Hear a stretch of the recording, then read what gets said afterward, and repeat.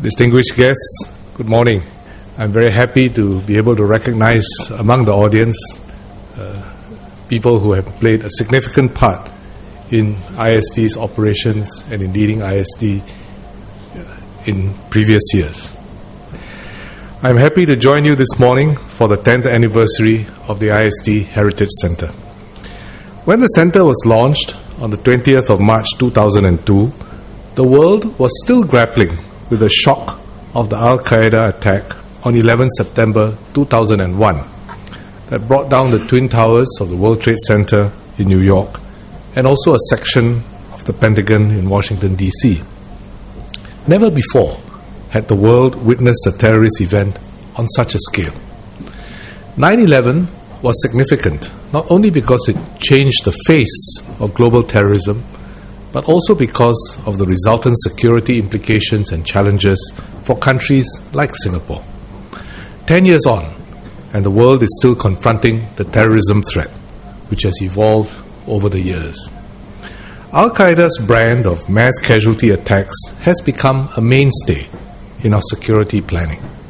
Security at airports, seaports, and mass rapid transit networks in many major cities have been stepped up. But the reality is that no security regime can be foolproof unless the entire country is locked down. And if we do that, then we have also lost. In an interdependent global world, this is not realistic, much less for a small country that depends on trade like Singapore. To complement these measures, the community's assistance has been enlisted to be the eyes and ears on the ground. It takes conscious effort and stamina to keep this effort going. But as the foiling of the Times Square attack in New York City in May 2010 by alert passers-by illustrated, it is worth the effort because it makes all the difference between life and death. At the same time, new forms of terrorism have arisen. Online radicalization and self-radicalization have led individuals to tie up with terrorist groups or to become lone wolf terrorists. Meanwhile, new Al-Qaeda-inspired terrorist groups have sprung up. Osama bin Laden may be gone, but global jihadist terrorism will continue to persist in the foreseeable future.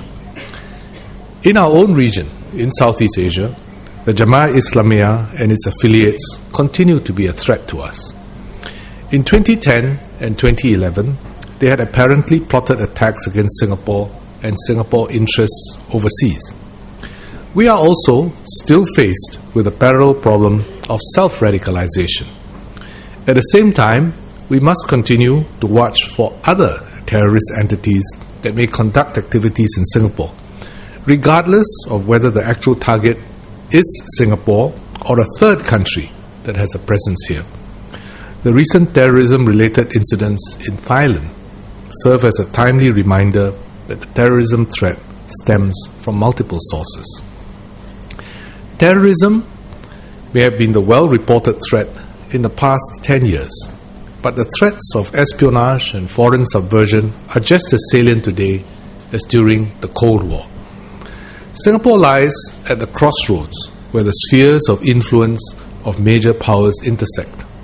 This is a fact that remains true today as it was during the Cold War. At the same time, we are an open society in a highly globalized world with high volumes of trade and travel. While this has enabled us to access new technologies and to be plugged into geopolitical developments, it also makes us an attractive target for espionage and foreign subversion. The threat of espionage and subversion is not new for Singapore. We have been the target of espionage attacks or subversion attempts by foreign countries, including even friendly nations. During the height of the Cold War, a Singaporean embassy staff member in Moscow was compromised and worked for the Soviet Union against Singapore's interest. People often associate espionage to the Cold War era, the likes of Kim Philby and the Cambridge Five. But the fact is, espionage activities continue to thrive even in the post-Cold War world. In the 1990s alone, ISD dealt with several cases of espionage. Ironically, almost all of these cases involved friendly nations. The adage that there are no permanent friends, only permanent interests rings true. But what is new today is that technology has been a major game changer. Our vulnerability has increased because of our own interconnectivity. The cache of classified information that can potentially be stolen through electronic media, and our heavy reliance on IT systems for essential services. In short, the threat of cyber espionage has added to our new reality. We have already seen a few attacks and have counted them. We are likely to see more in the future.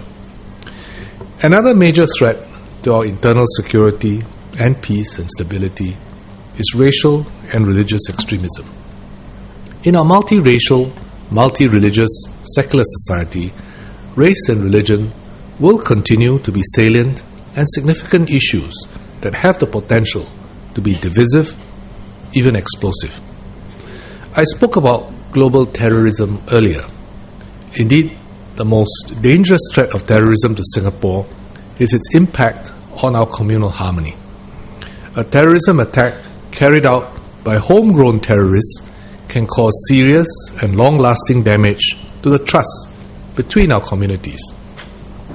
Singapore is no stranger to communal violence and riots. Fortunately, communal rifts in the 1960s have healed, and we have been enjoying peace and harmony because of the strong social ties that the different communities have painstakingly woven together over the decade. It's tempting to think that the Singapore identity trumps an individual's racial and religious identity.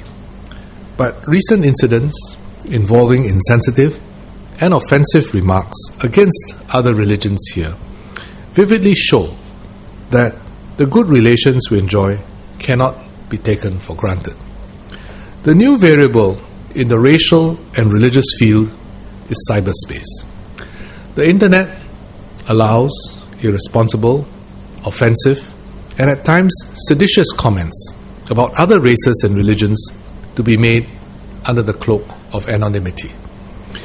Whether intended as a deliberate attack against another community or not, the end result is equally dangerous.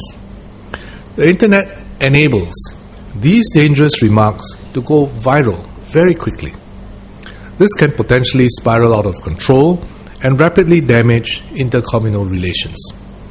If transposed into action in the physical world, the consequences can be dire. It is precisely because of these concerns that the government has embarked on programs to build a network of trust between the different communities. This is an area where Singapore already has a strong foundation, which we must continue to build upon. Amidst this security landscape, the ISD Heritage Centre plays an essential role. The centre was conceived in the early 1990s, some 10 years before the centre was officially launched. The centre was originally conceptualized as an in-house training facility for ISD officers. It contains the richest repository of material on Singapore's post-war security history, a history which is an integral part of Singapore's modern history and the shared legacy of all Singaporeans. It showcases the security operations undertaken by ISD through the decades and the painstaking intelligence work that generations of ISD officers have quietly and determinedly undertaken to keep Singapore safe, secure, and sovereign. The case studies also exemplify the core values of ISD of placing the nation before self, of placing the team before the individual.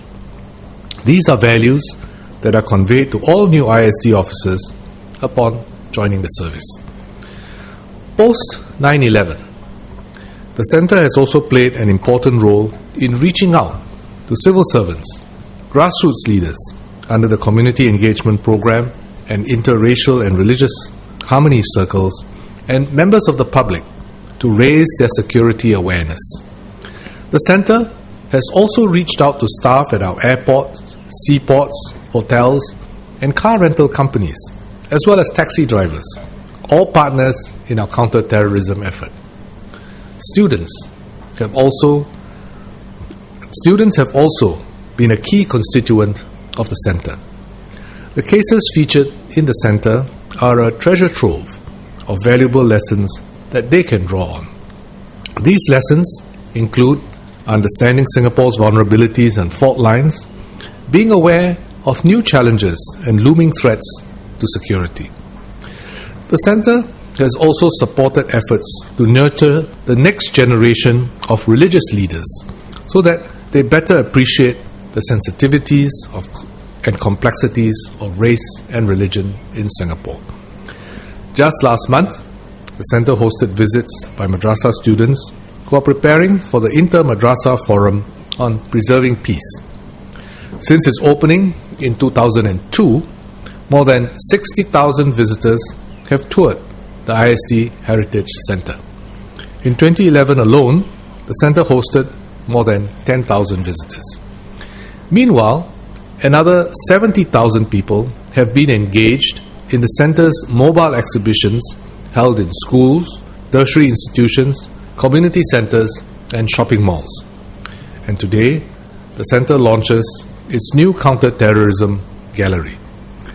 The new gallery houses an even wider array of case studies and exhibits arising from ISD's counter-terrorism investigations over the past 10 years since the disruption of the Jemaah Islamiyah network in Singapore. The new gallery includes new cases and artifacts that have not been made public till now. Over the next 2 years, the ISD Heritage Centre will be working with the Ministry of Education to reach out to all national schools through mobile exhibitions that are more student-centric. The students' essay competition held in conjunction with today's event is an example of this approach. I have read some of the essays which the students wrote based on the interviews of people who were affected by the 1964 and 1969 racial riots. Their reflections of what transpired during those uncertain and fearful times demonstrate a valuable learning experience. I would like to commend the participants and congratulate the winners of the essay competition. And let me also congratulate ISD on the 10th anniversary of the Heritage Centre. Thank you very much.